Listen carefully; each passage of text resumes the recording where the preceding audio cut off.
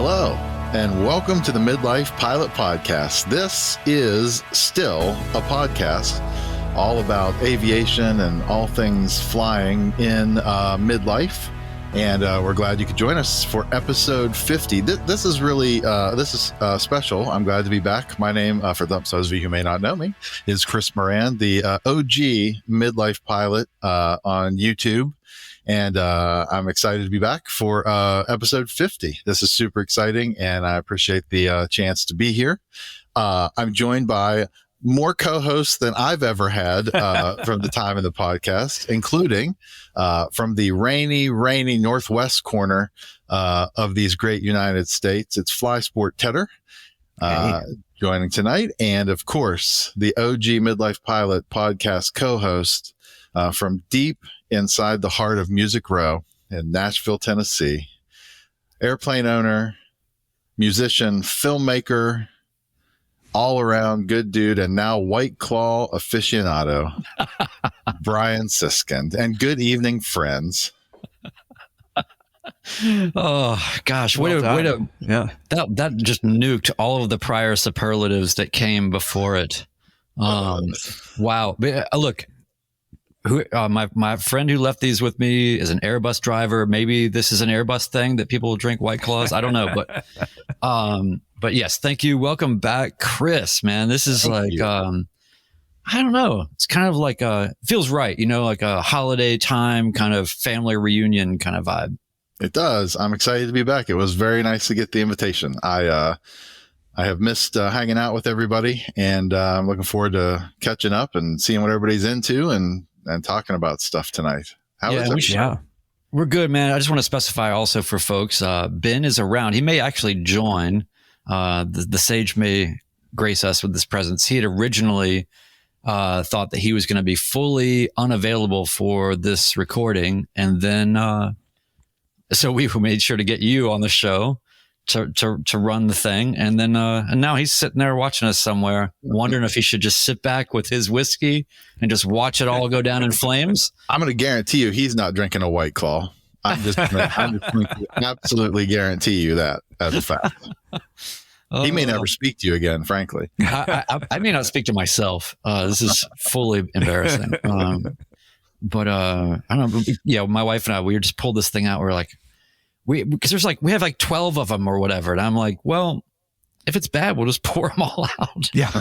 And then I was like, well, it's not terrible. I don't know. So anyway, here's where we are. But yeah, so Ben is as much central to the show as anything else. He may pop in. I just didn't want people to be confused when they saw you. It's sort of like, you would almost think if you were a cursory listener or observer of this show, you might think that the main host is sort of, they're basically like each handling their own parole situations, or like sort of house arrest or whatever it is. Right. Sort of, it's like whoever's free. So, yeah. That's groovy. That's groovy. Well, we need a good intro for you, Chris. So I did a little work, which was, you began your training in 2018. So you've been flying for 5 years. Yep. You're from, and see, this is the Music Row thing. You're from coal country and Mary Lou Retton's hometown. That's right. West Virginia. That's right.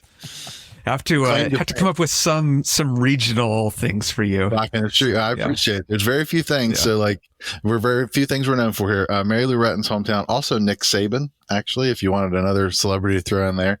And a delicacy not known far outside of Appalachia, the pepperoni roll.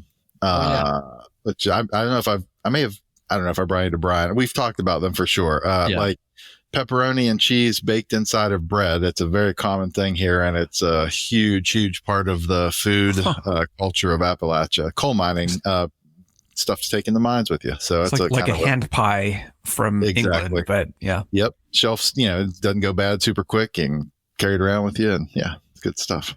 If the bread wasn't really flaky, it would work well in a plane. Oh, I've eaten pepperoni rolls in a plane many times. Sweet. Yeah.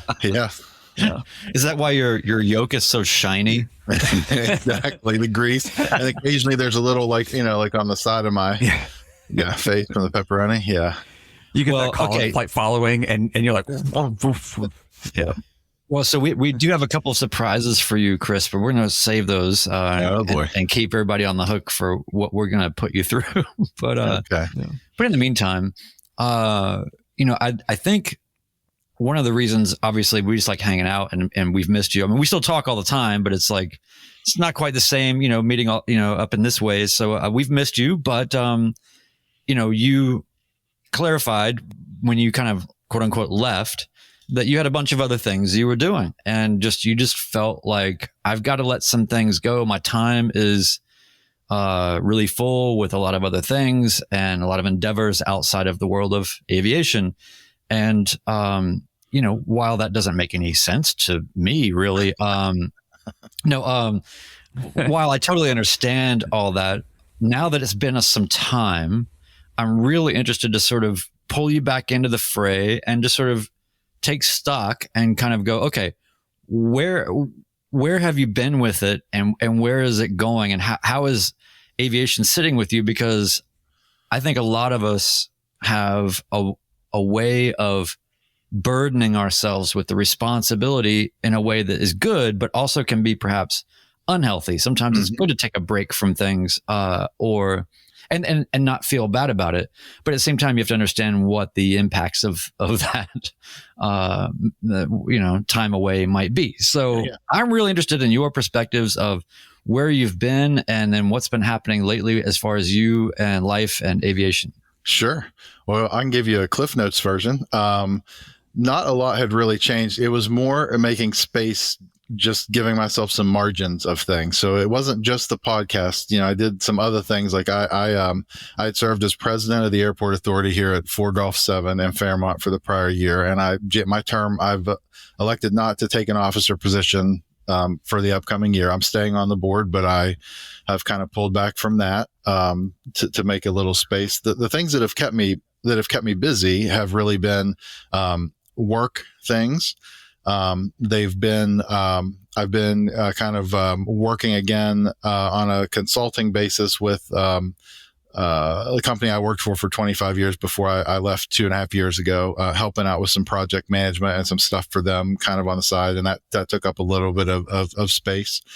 And truthfully, the flying club continues to be something that I have elected to not kind of pull back from. It's really the favorite thing that I do as it relates to aviation. This thing has grown now. We're at 40 members and 3 airplanes. It's just it's a beast of a thing. And we have a really, really solid group of people who run that along with me. And that takes up a considerable amount of time. In terms of the flying component, you'll appreciate this because I know you have been flying like an insane human being. I have 7/10 of an hour in the last 30 days, 1.6 hours in the last 90 days, and 14 hours in the last 12 months total time. Wow. So that is the limited factor, including Sunday. I told Brian this story on the phone on Sunday afternoon. I flew the plane I trained in that was most of my video content was the 172 November 385 Lima. I flew it for the first time on Sunday morning in about a year. And I just went to Clarksburg to do some patterns. And on my way in, there was a Fairmont State University. They have an aviation program there. And one of their training 172s was holding short, waiting for my arrival.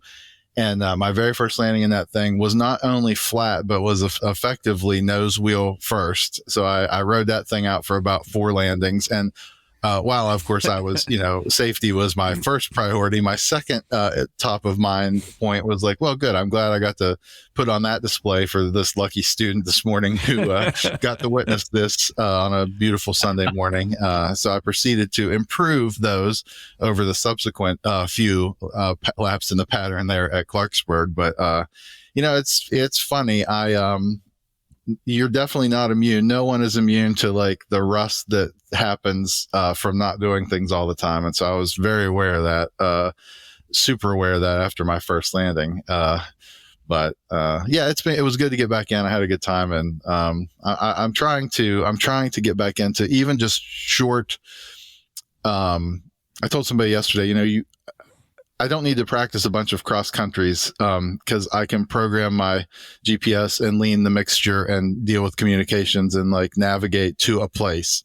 What I need to work on are the skills, that are getting rusty related around the thing. So I'm making a conscious effort here to try to get up at least once a week for the next, 3 or 4 weeks before hopefully getting to go on a trip here, in the early part of the new year. Man. So, and one of the things that you said too, that was, I thought kind of interesting was you had mentioned that, and the way you kind of said it to me was, of course, when I was doing these landings, of course, I was apprehensive about being too slow. So you were sort of hearkening back to kind of the earliest tendencies that you had in your training, which I find to be really interesting. I mean, obviously you recognized it, and it totally makes sense. It's like, if I'm going to be anything, I'm not going to be slow, but it's a fine line, right? So, too fast, it's easy to think that like too slow is the worst thing, which I guess technically, I mean, you definitely don't want to be, but, too much speed is, even though you have an 8,000 foot runway, that's what leads to things like being able to land the plane 4 times. You land and take off. You just have all that excess energy, and it's a lot of things can go sideways on you in that case too. So that is exactly what I was thinking. The next couple laps was like, all right, let's, this plane is going to fly like with flaps. And I mean, you got tons, you got airspeed for days. So like, let's get the speeds nailed, and things worked out much better. In fact, my landing back at little teeny Fairmont, when I came back here, was the best one of the 4 or 5 that I did. It was perfect. And I finally got everything dialed in, but it was, no one's immune. It's, you gotta respect it. Like, I never felt unsafe, and I told you, Brian, I've had several, it's not just the time factor. I mean, I have had some just general struggles with, specifically at Fairmont, like and Mr. McSpadden's accident really has weighed on me a lot, more than I think than a lot of them have. Fairmont is a really short runway with really no options on either end, for a loss of thrust on takeoff situation. And so that's the real hesitancy. It takes everything I have when I get out here on the runway and to make myself say like, I'm gonna take off now. Like I have to do it against everything in me. But then the moment I'm up and away and, altitude and could get somewhere, I love every minute of it. And there's no more trepidation of anything, even the bad squirrely landings, it's like, I've done enough of those, hundreds and hundreds of, I mean, those are fine. I just have a real mental kind of, struggle with the, like, what am I going to do in the case of, I mean, when I say there's nowhere to go, I mean, it's challenging here. It's challenging here. So, well, I mean, it's good to be mindful of those things, even if, you still have to come up with whatever the best, worst option is. And I'm sure that you've done that. Maybe you've got I don't know, like a wetsuit in the back or something. I don't know,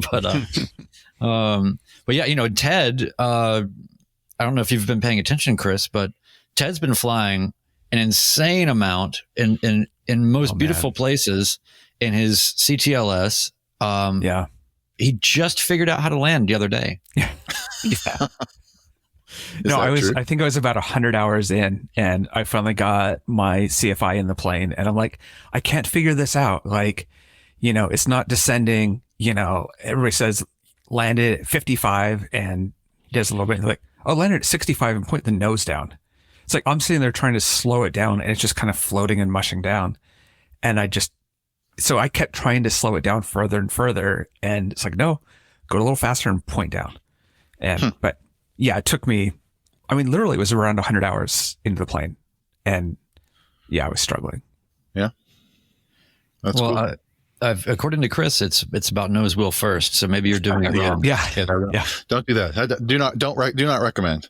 Yeah. I did go to a 1,860 foot runway over the weekend. It's at the coast, and I've been there once before. This is the first time from this direction in the pattern, and there's a hillside too close to fly a proper downwind, and then if you turn right where you turn from base to final, there's a hill right there. So I was like, okay, I'm going to like make this downwind that goes 45 degrees out, turn 90 or turn 180 there and come, make this dog leg into the runway. And I did. And I was really worried that it was short and everything else. And so of course I just like smacked it in, like, trying to get it a nice, short landing. And of course, not the prettiest, but it's 1,800 feet. So the places you're flying, Ted, are so outrageous.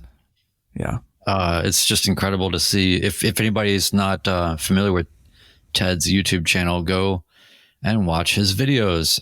It's Flysport Tedder. Yeah. In the doobly-doo. Yeah. Yeah. Yes. Ted's finally like, now I'm in the show notes. Is that a Hank and John Green reference? Yes. Link down the doobly-doo. Yeah. I like it. I appreciate that. Hey, Brian had no idea. Yeah. I know. I'm a huge Green Brothers fan. Yeah. So here's something interesting, you guys. You might find interesting. This little airport here, 4 Golf 7, we got about, 40 planes, give or take, hangared here. It's a pretty small field. I got a message in our Flying Club Slack channel over the weekend and a picture of 5-2 Lima sitting on the ramp being ramp checked by 2 FAA agents. And I was like, I gave it the like big eyes emoji and then immediately got in my car to come up here and see what was happening. The guys were gone before I got here, but I got the full scoop. It was indeed just a random visit at the airfield, and they had a chance to look at 1 or 2 planes before 5-2 Lima came back from its it was a training flight. It had a club instructor and a club member student training in it. And I asked the guys, I said, what all did they do? I mean, how did it go? What all did they ask you? These kind of things. And they said, well, the first thing the guys told them, which I thought was super cool, they said to the guys when they got out, said, who's the student? And the student, this is a pre-solo student, kind of raised his hand. And the guy said, we've been listening to you. We have a speaker that's tuned to a CTAF radio outside. And the guy said, I just wanted to commend you on your excellent radio work.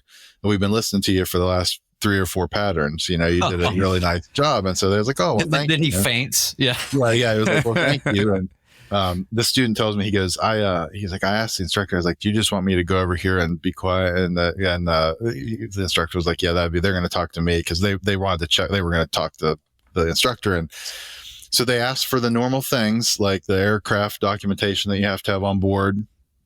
And then they checked the instructor's, all of his documents that he had, and everybody had everything with them, and they did a walk around of the aircraft. In fact, I didn't realize how much they really did or can do, but they were, the picture I got, they were like, they had the elevator, they were, looking at the flight control surfaces. I mean, they were, checking out the airplane. Oh yeah, there it is. Yeah. Awesome picture for those of you on the stream. So they were checking out the airplane, and they basically said, great job, you guys. Everything looks perfect. And about, 10 minutes after the encounter started, they went on their way, and everything was good. But I asked a guy who's been on the airport authority board here for, my goodness, 30 or 40 years. I'm like, have you? And he told me, he said, I don't recall a single time in the history that I've been here hearing a story of a ramp check at our airport. It's very unusual here at the small airfield, but everything was good. It was the first kind of experience for the club. It was the first time that I'm aware of that any of our club aircraft have been ramp checked. And I thought it was cool that they took time to mention to the student, like, good job on your radio stuff. So it was that would have been, who's the student that was making those, mediocre radio calls? I was like, sir, I've got hundreds of hours. Yeah. yeah, exactly. So that was kind of wild. That was on Monday or yesterday. That was the first one. Yeah. One dull geek is saying in the chat regarding ramp checks that our sort of community seems to have a larger than average number of ramp checks. Maybe there's a reason for that, and maybe you should think about posting anything in the chat to say that you're actually aware of this. Yeah. What's his home airport again? It's it is a little bit uncanny, but I mean, I'm glad. Honestly, I think it's a great thing.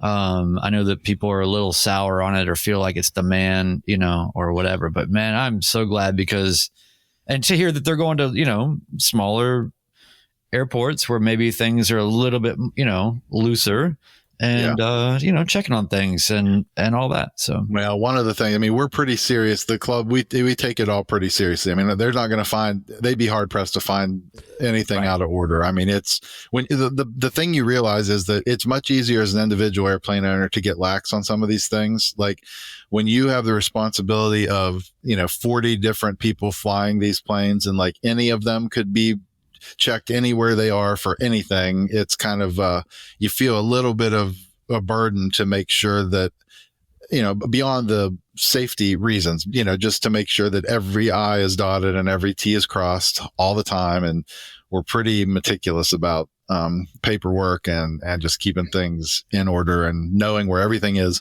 all the time. And it paid off. I mean, it was a successful check. They did tell the guys, they're like, before you got here, we had a couple of guys in the 150 that did not have their documentation with them. And so I don't know what the outcome of that is, but there were people other than us who didn't have quite as good a day. It's not like the cops. They can't like commandeer your plane and fly it to some impound, right? Right. But or maybe they do, and I just don't know that that's how it works. Maybe there's some secret place. They put a boot on it, like a parking boot. There's a big out on the ramp with like a big yellow boot on the tire. Yeah. And just some annoyingly adhesive sticker that's just sunbaked on the windscreen that's just going to never come off. Yeah. Except instead of a boot, it's like a big lift deterrent device they put over the wing to keep it from being able to generate any lift. So if you want to find Brian's plane or my plane, we're actually in North Carolina and we both fly Pipers. So one dual geek's saying he's telling the FAA that's watching that he's at the airports that I fly out of. Yeah. So now Chris, even though you have been perhaps not consuming as much aviation content and maybe, certainly not making the content that you used to make, which by the way, we all miss greatly. And we're tired of bugging you about it. We're just going to try the opposite approach of just sort of pretending like it doesn't bother us. And then maybe we'll bring it back. But once I do something interesting, once I have some interesting flight to share, I'll make sure to do it. But I can assure you, nobody wanted to see the flight that I had on Sunday morning. There is no benefit. No one would have wanted to see that. So. You're totally wrong. That would have been absolute gold. It's like, Midlife Pilot loses it. Yeah. But I guess what I was going to ask is, in the times that you do watch anything, don't you still have opinions about stuff that are from the most knowledgeable part of your proficiency, the highest level of your proficiency? And here's an example. It's like, I haven't really played, all I did was play drums for years and years and years and years and years. I haven't played drums in, 7 years. Mm-hmm. It was a huge part of my life. And then I just didn't do that anymore. However, even though I've let every available thing of my drumming probably atrophy to the point of non-existence, if I'm listening to something or I'm watching something, I still judge it. And I don't mean judge it like in a negative way, maybe a little bit, but you know what I'm saying? I still critically interpret it, I guess is a better way to put it, from the standpoint of I'm still, it's kind of like in midlife, right? We still have those moments where you jump for something or you do some sort of, you have these little blips where you forget that you're not 23 anymore. Yeah. So I guess I'm just wondering, when you're consuming aviation content and still kind of lurking around all of this, if you're not still looking at it through the lens of absolute proficiency, and then maybe after this last flight, you're like, I need to just, I don't know. But I just find that to be an interesting point of view. Oh yeah. No, I certainly still consume plenty of YouTube content around aviation. I mean, I haven't stopped watching or following what's going on and, keeping up with what all of everybody's producing and the stuff that is out there. And so moreover, these days, it's less about the flying because the people that I'm watching, I generally don't have any, there's nothing for me to judge of their aviation. I mean, that's not the part that is, right. That's all very good of the people that I'm consuming primarily. I really am watching what people are creating from the creative part of it now more than anything else. It wasn't the case when I started my training. All I wanted was inside the plane. Like, I just wanted as much of that as I could get. And now I'm more interested in the people who are doing things that are unique and interesting. And to me, still to this day, I mean, SoCal Flying Monkey is, I think, doing some of the greatest content that is out there in the aviation world. And of course, I was really sad to miss. You guys were kind enough to invite me to be on the episode with Josh Flowers, and I had a conflict and I couldn't be there, and I was really sad about that because I still think that he, I've enjoyed everything he's ever done, and I've only had the chance I've had probably 10 minutes of collective conversation with him over the years, and they've all been at Oshkosh and just in crazy environments. So I really was disappointed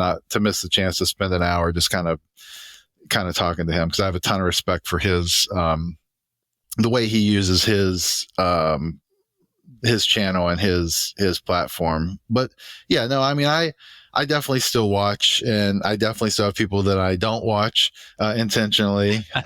That's one thing that hasn't changed and will never change. But it's I'm right here, Chris.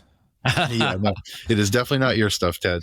No, I'm definitely still engaged in that and following what everybody's doing. And there's just a ton of people making really, really good stuff.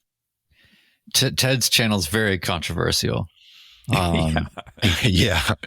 It's really kind of. I'm going for the clicks. Yeah. It does almost seem like it, right? Like it seems like you're in the business of conflict more than even aviation, Ted. Oh, for sure. Yeah. And for you to come up with this whole thing of what did you call it? You gave this whole lecture on your channel about Ted MMS or something. No, anyway, sorry.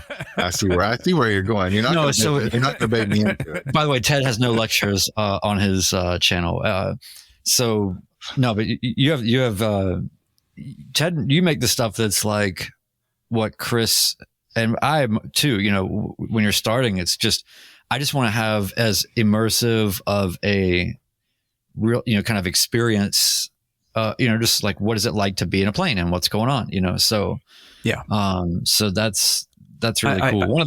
I call that, I mean, it's like, Chris's early stuff and a lot of ours, which is security camera footage, right? Like, yeah. Camera looking forward. There's a lot to gain. It's great, but it's, you kind of move to smarter filming, trying to get closer to having a touch of art like Brian's. Yep. Chris, did you hear Josh talking about his most popular video? I did not. It's in the podcast that we did with him. He was talking about just the irony of, right, like you craft, you work so hard on an incredible edit and storytelling and this very elaborate, hard to plan thing, and you get all of that done, and he's like, yeah, but my highest views by far are I'm just flying in the pattern with a camera on my head. Yeah. And that's the only thing. Yeah. I mean, when I was training, that's all I wanted. I wanted the immersive, like, there were points where I was like, I just want to know before I started flying, when I was watching content online before I actually started flying in airplanes, I wanted to know, like, what does it smell like in the plane? Like, what do the controls feel like? Like, I just wanted as close as I could get to being in there, is all I wanted to see. And then it's funny, after you get that all under your belt, it's like, well, now I want to see people making cool stuff. Like, I want to go see all the other cool stuff. But, it was, it's wild. I was the same way. I can appreciate why that's his, especially him. Cause I watched a lot of his stuff during training because he's a good trainer. And a lot of it was the kind of content that I wanted. Like, procedural stuff and like how he's doing things, and like he talks through it. I think that's where some of my instinct of talking all the time through my stuff came in, because he did that. Everything was verbal with him in the plane by himself, and I just really appreciated that when I was learning to fly. My entry point into Aviation YouTube was when I couldn't figure out how to land. Oh, ironically, we're back to this. When I was a student and couldn't figure out how to land, and I thought, oh, I can get a lot more time on final if I just watch videos. And yeah, it's not as good as the real thing, but 8 times in an hour, you see final. I can do more than that, just supplementing that. And one of my most popular videos was in a similar vein. There were 2 that always blew my mind at how crazy it was, because neither of them were anywhere near the ones that I put the most energy in, or like the most compelling from a filmmaking standpoint. One of them was a video I called "Tips About Trim," and that's where I talked about it's really, I called it, it's cruise control. This is how Tyler, my instructor, used to say to me, like, people always get this impression that like you're trimming for some kind of attitude or whatever. And he's like, you're trimming for an airspeed. And one of the biggest kind of revelations to me, and then after I became a private, I went out and did a video on this where it was like, I said like, okay, so like I've taken off and now I'm in cruise or in climb, and I want to climb at 80 miles an hour. And I'm going to set this trim wheel and where my hands are off and I'm at 80 miles an hour. And I would say, okay, now we're a cruise, and I'm going to trim for level flight here, and I'm at an airspeed of 100 miles an hour. And I said, now I would say, like, what do you think is going to happen when I pull the power back? What's my speed going to do? It's going to stay exactly the same. I'm going to descend at 100 miles an hour. That was earth shattering to me when I realized if you trim at every phase of flight for an airspeed, that's exactly what you're doing. This is not a pitch control mechanism. It's a speed control mechanism, right? Yeah. And so that video was my second most popular video ever that I made. And it was thanks to my instructor, Tyler, who really laid that foundation for me. And that I use trim. I trim in every, there's not a change that I make where I have not done something with the trim wheel. One Dog Geek, thank you. Yeah, said that trim video was really helpful when you were a student pilot. Yeah. Trim was a huge thing. That was one. The other one was, I did a video on how I use early on in ForeFlight, like right after I became a private. It was how do I use ForeFlight as a private pilot, just a non-instrument private pilot.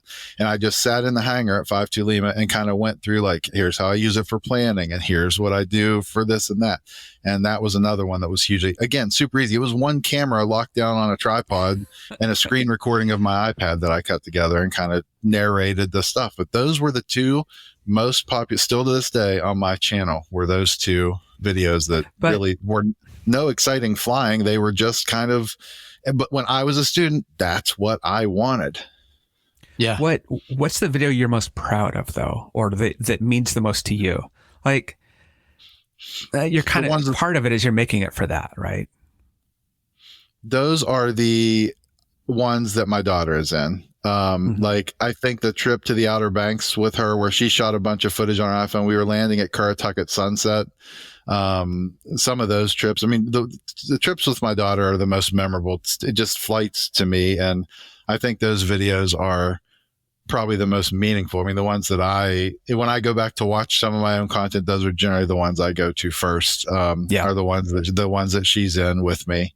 And the ones where I was letting her fly, towards the end, the last few times she flew, where we were actually switching seats for a while. I was letting her sit in the left seat and I was flying right seat, and I was letting her do a lot more of the actual flying. And those were super fun, to make. In the Nashville trip, I mean, the stuff that we got to do as a group, I mean, those things like the flying at the Outer Banks, the flying at the Nashville, those were just because they're such good personal memories. Those are the things that I want to remember the most of that we've done. And I think those are probably the ones I'm proudest of. I may think of another one later, but the training ones were easy and long and boring. But when I was a student, that's what I wanted. That's why I made them. Yeah. I was doing them for me initially, and then I kept getting feedback from others who are like, these are great. And I'm like, well, they're helping me too, because that makes me go rewatch all my lessons again as I'm working through them. And there were so many times when I was editing them, I was like, look what just happened here. And things would just click from getting to watch them again. That's why I always encourage people, like, even if you have one single GoPro, put it in your plane every single lesson you take, even just to watch the footage again for yourself, especially early on, like in the early lessons where things like you're not going to remember. Things are hitting you so fast in the airplane. When you get the chance to slow down, when your life isn't in danger and you can just watch the stuff again, you can learn so much from rewatching your flights. But audio is key to that, because that's, I think there's more lessons on the audio side than the visual side, which is the CFI that says 12 things to you when you're on final and your brain is already overloaded and you hear that again, or that call from tower that you didn't realize. You're like, why were they so upset by my response? You listen to it again, you're like, oh, because I didn't, they were talking to a different plane and I answered, or whatever the case is. Right. Yep. No, audio is very important too. And it's easy anymore. I mean, things are so easy with a GoPro and a cable that you can buy pre-made. Like this stuff, they've made it so easy now. Yeah. As one Geek says, he says, I record every one of my flights. There's still stuff I miss in the airplane that I see when reviewing the video. I record 95% of my flights still. And I know that's kind of opposite of Brian, who's like, I have footage and then I throw it away. And it's like, my thing is like, I keep all of that. And I've had a tough time because I've only put cameras in maybe 5 or 10% of the time over the last year. And of that, even if I'm on a long trip, like I just did this whole thing where it was actually kind of critical to this larger project that I'm working on, that I just get the takeoff and the landing of where I'm going. That's really all I got to do. And I just totally forgot. I filmed the takeoff and then turned them off, flew for a couple hours, whatever, and then went to go turn them, or should have gone to turn them back on and just did not. And I did it. And I was like, idiot, well, like, I was like, well, well, it was one of those things where it's like, okay, well, that's fine, but just make sure you get this next stop or whatever. And then it was like, totally forgot again. And so I've really got to get back into that. I think, do you know what? I have a suggestion too. And this is something I'm consciously, this is like, I'm already making New Year's resolutions for 2024. Here's something I'm terrible about. And I even thought about it this weekend when I flew, because it's so almost infrequent anymore that I'm flying. Here, I get so mad. I don't know why I don't take some stills on my iPhone every flight, because those of you who are using ForeFlight or Garmin Pilot for your logbook, I mean, I love the flights that I can go back in my logbook and see where I took pictures and remember things about those flights from the photos that you attach to them. I mean, it is so easy. I know, like it makes me so mad on social media sometimes. I'll see on some of these Facebook groups where like somebody's on even a student on their solo cross country, and in cruise, they took a picture of themselves and all the old guys are like, put your phone away, fly the plane. I'm like, dude, it took him 0.4 of a second to take his selfie in his plane. Get off yourself. But I just think that like having photos from some of your flights are like, I wish I had more of those in my logbook now to go back and kind of review and remember these flights by. So one of the things I'm going to try every single flight that I take now is to at least take a picture or two so that I can attach it to the logbook entry and remember it. Yeah, I've been pretty good about that part of it, and just or just having like a GoPro that's just loose and not attached to anything and just capturing a couple of quick views or something. But yeah, so it's definitely a, for me, as far as video making or whatever, I think it's been sort of a good thing to not have so much footage, because then it's really the impetus is on sort of whatever it frees me up in a way to not be so real-time documentary about it and more narrative driven, for a lot of things. So, but I'm always kind of, I don't have a massive audience to sort of disappoint, like I was sort of talking with Josh about that. It's like, do you have things that you want to do that you just kind of can't, because, you have sponsors and responsibilities and a sort of a thing, like I can make reckless, weird turns in my creating and it doesn't hurt anybody or matter. But for somebody like that, it's different. It's been fun to get away from all the real time capture of everything, but then still find ways to work with story in those constructs or confines. But, so Ted, you just sent me a note privately that said something along the lines of, let me do some housekeeping. It's private for a reason. It's private for a reason. Does it say STFU? What does STFU mean? No, ask the kids around you. Yeah. No, you didn't type that, but that's basically what it said. So, so let's make, without a Ben, Ben is, as, Juliet Echo Foxtrot said, he's on the wrong side. He's over in the YouTube comments. So, without Ben here, one of us has got to be the adult in the room and take care of the housekeeping. Yeah. By the way, he's watching us like sort of our he's like the grandfather sipping whiskey in the corner, just like being these stupid kids. That's. Yeah. I see him. He's here. He's in the green room. I see him. Yeah. He's in the green room. Oh, there he is. Oh, hey Ben. Hello, Chris. It's really good to see you. Good to see you. You want me to step out now so you can? Not at all. I think maybe I'd rather Brian step out if anybody does. Did you see his White Claw? I did. That's I had to come in and comment. He said it was an Airbus guy that left it there, but I'm sure he was downtown bachelorette party or something, and there's probably a 6-pack laying around, and he just swiped it. It was just, karaoke. It was just in my Uber. Yeah. No, but I think Ted still should do the housekeeping. All right. And definitely not White Claw here. I see we're still at Information Whiskey. Yeah.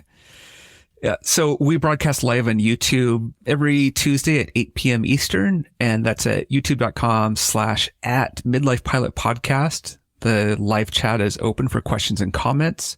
We really do it for the audio only version. That podcast is on iTunes, Spotify, and wherever else fine podcasts are found.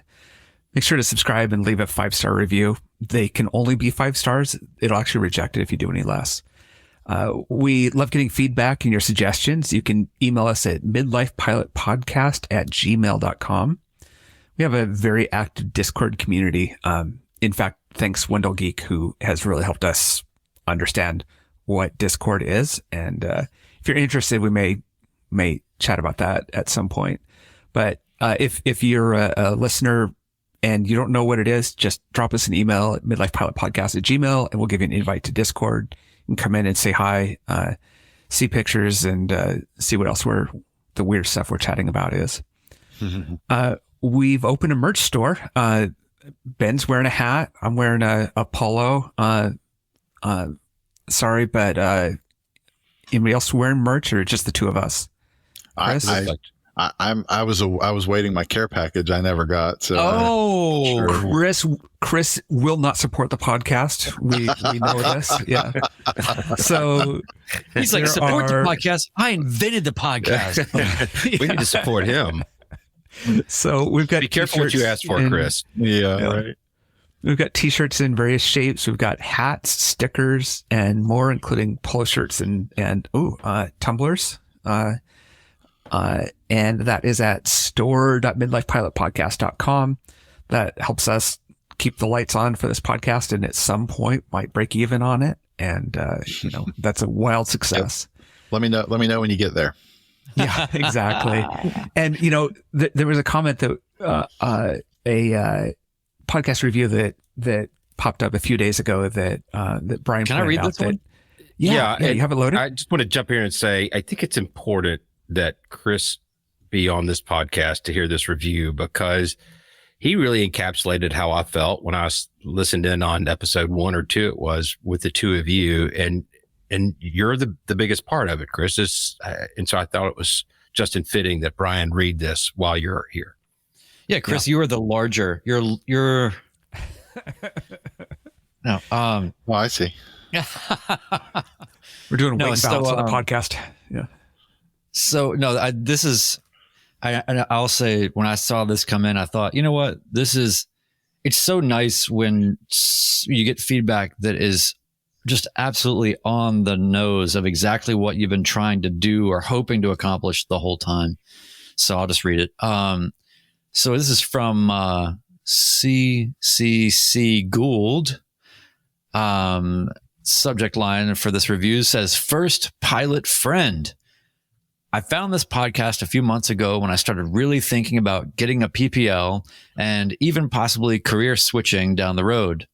Having no background in aviation and no friends with PPLs, this podcast is a much needed friend that gives me guidance and encouragement in this journey. I just started taking lessons and I'm loving every minute of it. I'm especially grateful for your episode about how to get started, as it gave me the confidence to own my training and to find a CFI that works for me. So thanks so much for being my first pilot friend, which I think is just really, that's like, in the very early stages for me, I've said this many times, I didn't have any pilot peer group whatsoever. And that was really a lot of my motivation to get involved and try to push this along, because I didn't have nobody around, nobody to talk to, nobody call, nothing. And so for him to say first pilot friend, and we can be that on any level and some by proxy means or otherwise, is huge. So it's awesome. That's awesome. Yep. I think, Brian, you learned during COVID too, right? You started flying during COVID, or you started 21. So kind of, I basically, what I did was as soon as the vaccine was available, and then back then it was like, if you get, 2 weeks after, then, and you're good I for scheduled life. my medical and then my first lesson to be 2 weeks after my first vaccine. Yeah.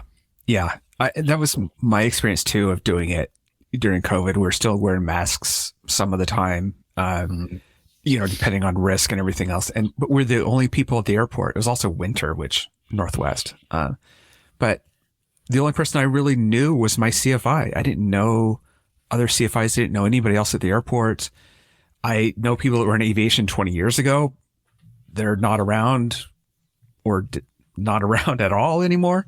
And so I had nobody to really talk to about that. And, and then the only other people you see are, like Sam, Evan's pilot son, Sam, there's like, you're 18, you're on the career track, and it's a completely different part of aviation than we're in. Yeah, those guys are like, I don't have time to talk to you. Yeah, exactly. Yeah. I'm like, let's talk about your feelings. How did you feel when you were trying to land? You're like, what do you mean? I landed. I feel like I'm going broke. Yeah. So we're not CFIs. We're not trying to do the how-to podcast. There's a lot of those out there. Sometimes we accidentally verge into that territory, but we're here to share experiences, and hopefully we're not. It's kind of the Aviation Anonymous group. Yeah. I mean, we're a support group, it feels like, and I'm proud of that. But I have a question for Chris, and one Dog Geek has a question for Chris, and I wanted to add to it. We have another meetup. Are you going to be able to join us, or would you join us? Yeah. Oh, yeah. Okay. Those are my favorites. I mean, those have been my favorite experiences. Yeah, absolutely. Well, we were talking about. Hey, how crazy is this? So I had this big idea. I'll tell the greater community now. This was kind of a little idea, and then it kind of got into our Discord, and I was like, dudes, this was for last October. Do you guys remember? I was like, dudes, let's go to Vegas. Let's all fly to Las Vegas commercially, and then go rent planes in Vegas and go fly around. And then I think Michael Young was Michael, like, let's go for Formula One weekend. And I'm like, well, do you think I have $1 million? I mean, I'm not going for a Formula One race. Are you out of your mind? But so, yeah, Vegas-tober, One Dog Geek said that was kind of our hashtag Vegas-tober. Well, that thing fell apart. And then I was like, I have an idea. We all talked and said, let's meet up in Ohio somewhere. And then we didn't do it. Or maybe you did without me. I don't know. No, we going to tell you about it. And the accommodations are not as easy to do. So Brian and Ted and I were talking, maybe we'll just do another Nashville meetup. Sure. It's got an appeal to spouses, and you can bring whoever.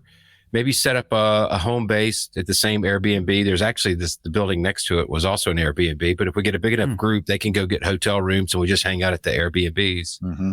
So and maybe try to do something in the spring. Yeah, man. I just thought about it, and I thought, well, what would be the easiest for me? No, that's not what I thought. Well, that's always what it's about. It's okay. what I thought was, what is in sort of the middle-ish of the country that gives, the more adventurous West Coasters a fighting chance to join, if anything, just less of a commercial ride to get here. Yeah. And then for those that do commercial, but then want to actually do some of the flying, two things. One is we found that everybody having their own plane is not the best thing. But on the flip side, there are a lot of places to rent aircraft around here. So you can kind of get a little bit of both, whether you want to or not. So there's all that. There's plenty of, it's like Ben said, it's a destination. It's not a hard sell to get your family to come, and then you do nerd pilot stuff and they go have actual fun or whatever. There's a nice way to sort of split that up or be a part of it or whatever. So I think that we're starting to move towards a spring 24 Nashville Midlife Pilot community fly-in. Like it. And base it on to John Toon, because it's like it's in the neighborhood. You know what I mean? It's not, but you have all the resources. You have, it's going to be sponsored by White Claw. Yeah, I think it already is. And I think, Kid Rock's jet's up there, and I'm pretty sure these are just strewn all about at the foot of his jet. Ben, that's when we were leaving, weren't we? Yes. We were just waiting to take off, literally to head back to Atlanta, and his jet came in. It's really easy to recognize because of the middle finger. And right, I'm painting on the toe. I have another question for Chris. Last I heard, I know Celia's in school, college, but was there any movement on her taking flying lessons? So we started that process barely before. Do you guys remember she made her way into one of my videos? Oh, that was a great one too. My biannual flight review with Victoria. Yeah. Mm-hmm. Victoria was a flight instructor in our club, and we ended up in IMC on our VFR flight review, and had to fly and approach the minimums at Fairmont to get back to Fairmont, which was legendary. I got to log some actual. I guess I can say this. She ended up leaving here and is doing some, she went the air traffic control route, and cool. She got placed somewhere and is doing her ATC stuff. And, then Cecilia went to WVU. She moved in. She's living on campus in Morgantown. And nice. So that kind of slowed down the process of that for now. The interest is still there, just a matter of timing. He's got to figure out how school works, but she's doing great. And it may be a thing that we can work in while she's in school. But yeah, no. So she's not done any training yet. Is this her second year in college or first year? It's her first semester. Yeah. Oh, yeah. Yeah. First semester. She's home for break. WVU, for those of you geography, like Fairmont to Morgantown, where WVU is, it's about an 18-minute car ride. So she's like, but she's at our house this week for Thanksgiving. So we're similar. Yeah. So my middle one is at Georgia Tech, it's actually about a 30-minute drive. So, but we do have all three boys. That's why I wasn't able to join. The original plan was to be elsewhere, but I had all three boys home tonight. We're all eating dinner together. It doesn't happen very often. So that's great. All you got to do is have a washer and dryer, right? Yeah. Industrial strength. Yeah. So now, before we get out of here, Ted, didn't we have a clandestine bag of words that we were going to throw out? Oh, we do. I actually forgot about that. So,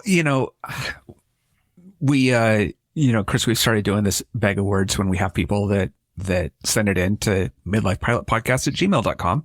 And we have one that's coming up. But, I thought that I'd look through, your first 5 flights and see what I could find in there. So the problem is that, Chris basically, he just sounds like a radio announcer. It sounds like he's done this his entire life.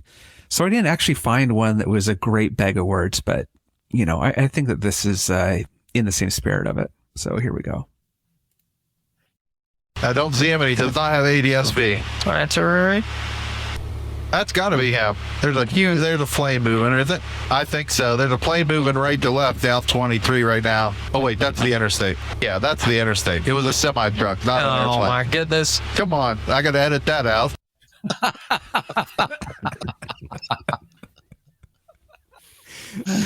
Oh, fantastic. Yes, I watched all 5 of your first episodes Oh my god. because I had to find something that, that was fun.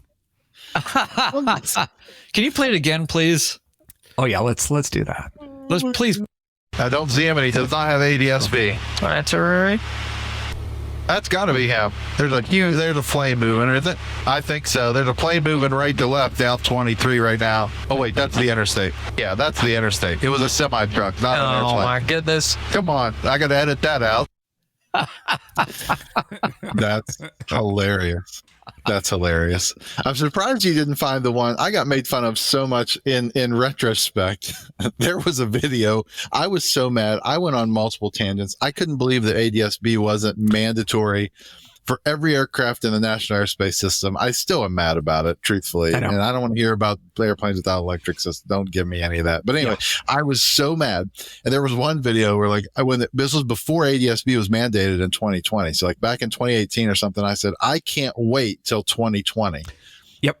Because I heard that. the ADSB mandate was coming for where it was going to be. And somebody later, after COVID hit in 2020, I got a comment on that video. Somebody commented and said, that seems kind of misplaced now, doesn't it? The whole world was shut down, and I'm like, oh, dang, yeah, that's not what I meant. No, and man, I love having ADSB. It's like, of course, the ones I'm concerned about are the ones that don't show up on there. Yeah. It's the planes you don't see that you're scared about, but it is so nice for that situational awareness where you're like, okay, 6 miles that way. Okay, I can see them, and Hey, by the way, did you guys know that you can support this podcast for 25 cents an episode? Chris, This thing has really got commercial since I left. have you noticed how we've kind of gotten pretty Sally Struthers about this whole thing? Yeah, man. Like, you need me to read anything? You got a cue card? for me? APTA. Like, Start crying. here's my can. Shake my can. for only 4 White Claws a year, you can support the podcast.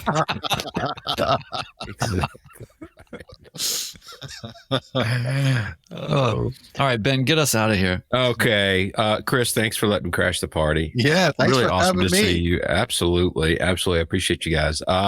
So you can find us on Apple Podcasts, Spotify, wherever you get your podcasts. We're broadcasting every Tuesday at 8, usually. That's the plan. Next week, I'm not sure what we got in the pipeline, but I'm sure we have some fun stuff. Support us at on Spotify, as Brian said. It's the store.midlifepilotpodcast.com. Get your merch there. And send us some feedback. We'd love to hear from you. There's a couple others. Maybe we'll hit them up on the next episode. Some really nice feedback. So signing off episode 50. Thank you, everybody. We'll see you next time.